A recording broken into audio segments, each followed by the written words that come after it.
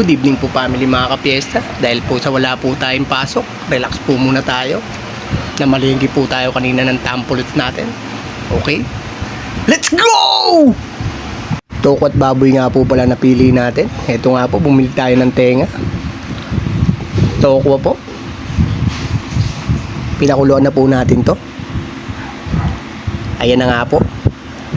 Malambot na po siya. At luto na rin po yung toko natin.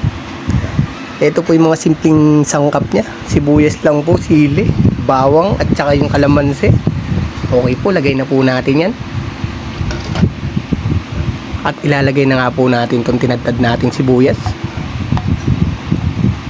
At sili po at konting bawang. Okay po, yan po. At pipigaan po natin yan siyempre ng kalamansi. Para swabe. Ang sarap ng tampulot ni Kapiesta. Lagyan na po natin yan ng konting toyo po. Pakunti-kunti lang. Mahirap pong pag sumobra tayo sa alat. At konting suka lang din po. Okay po. Okay na po to.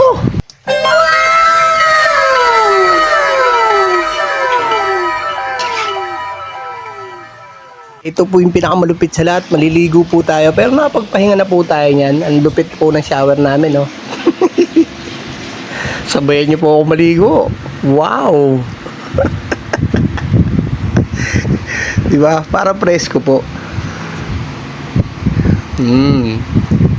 Kahit kalbo po tayo, syempre nagsashampoo tayo. Okay. Dahil sa mainit po ang panahon, yan, sarap maligo. Sabay magsashot puno po tayo. Diba? Suwabe.